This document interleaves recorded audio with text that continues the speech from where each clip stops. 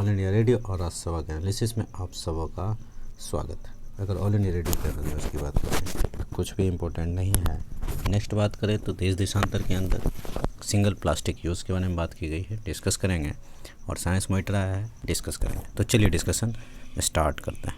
पहला जो आर्टिकल है ये देख कर ही आपको अंदाज़ा लग रहा होगा क्या है। सारा का सारा फ्लावर है, तो फ्लोरिकल्चर की बात की जा रही है, मतलब फूलों को आगे बढ़ाने की बात। भारत में फूलों के उत्पादन अन्य क्षेत्रों का बहुत बड़ा के अलावा मुकाबले बहुत बड़ा मार्केट है। भारत में इसका बहुत अच्छा उपयोग भी होता है शादियों वगैरह में या फंक्शन वगैरह में। लेकिन फूलों की वैश्विक खेती में भारत की हिस्सेदारी कितनी है, यहाँ पर आप देखोगे तो 0.6%। देश में हर साल 87 अरब रुपये से ज़्यादा के पुष्प इंपोर्ट किए जाते हैं। अब सोचो, इतनी बड़ी मात्रा में अगर इंपोर्ट किया जाता है तो जाहिर सी बात है ऐसी चीज़ों को क्यों नहीं हम बढ़ावा दें। हमारे पास लैंड भी बहुत ज़्यादा है। किसानों की आय बढ़ाने के लिए फूलों की खेती अभियान की शुरुआत की गई है CSIR के द्वारा। इसमें सिर्फ CSIR ही नहीं है, दो तीन टर्म बता रहा हूँ। एक तो अपेडा है, अपेडा आप जानते हो। उसके बाद ट्राइफीड भी है इसके अंदर, ट्राइफेड, और CSIR तो है ही। तो फ्लोरिकल्चर की बात कही जा रही है और नई किस्म नई तकनीक को लेकर आगे बढ़ाने की बात। छोटे किसान भी फूलों की खेती कर पारंपरिक खेती से 5 गुना तक ज़्यादा कमा सकते हैं 2024 तक।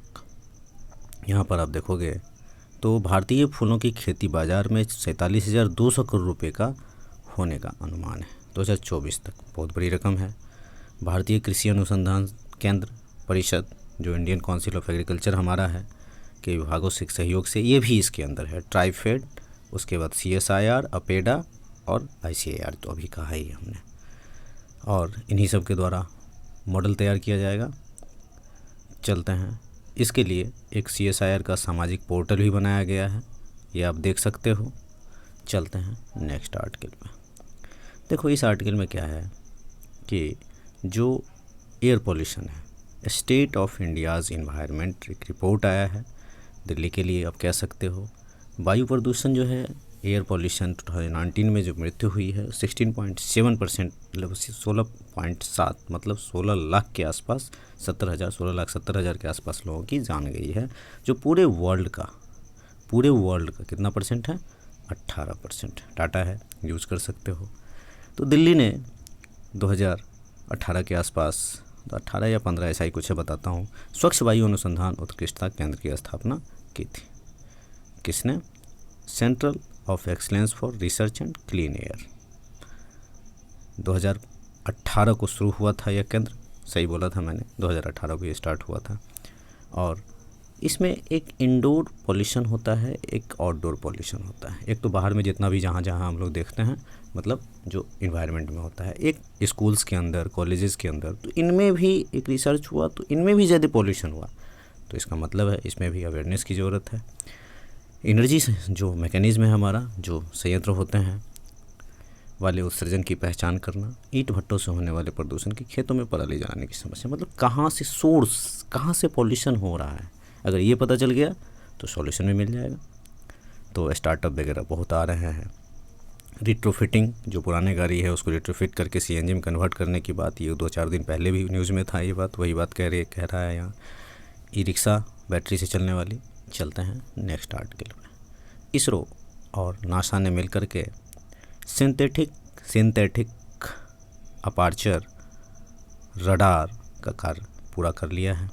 ये दोनों का सम्मिलित मिशन है इसरो और नासा का।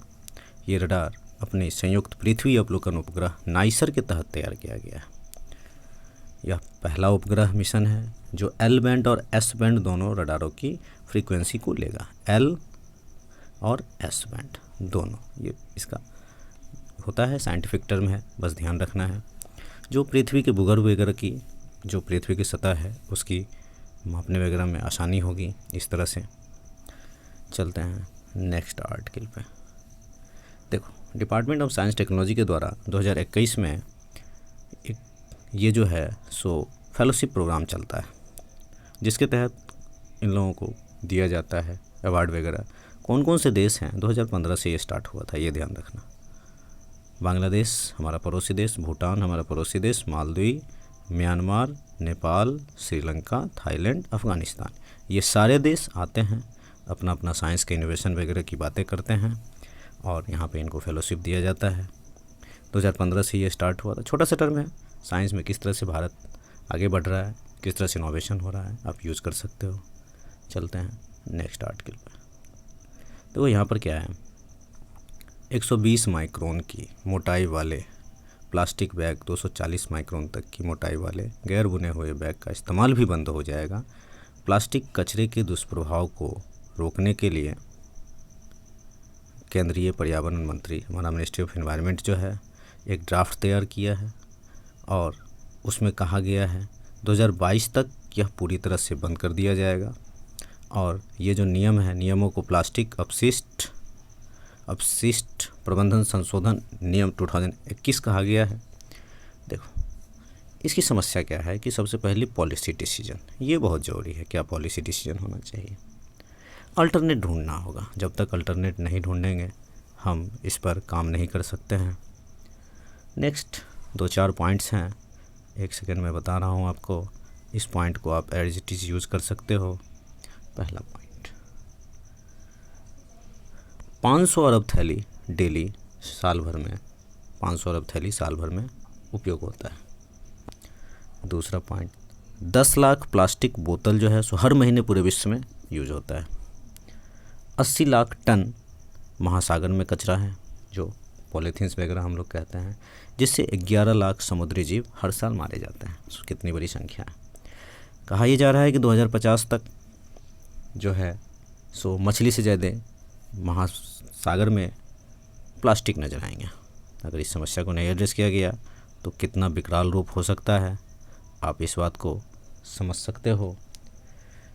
जीवन के हर पहलू में दिखता है क्या प्लास्टिक का उपयोग। अगर सरकार अभी बंद कर दे कि प्लास्टिक का उपयोग नहीं करेंगे, मान लिया जाए 1 सेकंड के लिए, तो कहा जाए कि केले के पत्ते पे खिलाया जाए, जो बनाना ट्री का होता है पत्ता। जो आप सोचो ज़रा, अगर पूरा भारत अगर केले के पत्ते पर खाना खिलाने लगे तो मुझे तो लगता है पूरे भारत के अनुसार महीने दिन में ही सारे केले के पेड़ गायब हो जाएंगे। तो वो भी एक समस्या है। तो एक इनोवेशन करना होगा, अलग तरह से रिसाइकल करना होगा। या तो रेट बढ़ाएंगे तो शायद उनका अभी सस्ती मिलती है तो लोगों को इसकी समझ ही नहीं है, महंगा मिलेगा तो समझेंगे। दूसरा, सरकार और सोसाइटी दोनों मिलकर काम करें इसके ऊपर। तो आज के डिस्कशन में इतना ही था। Thank you.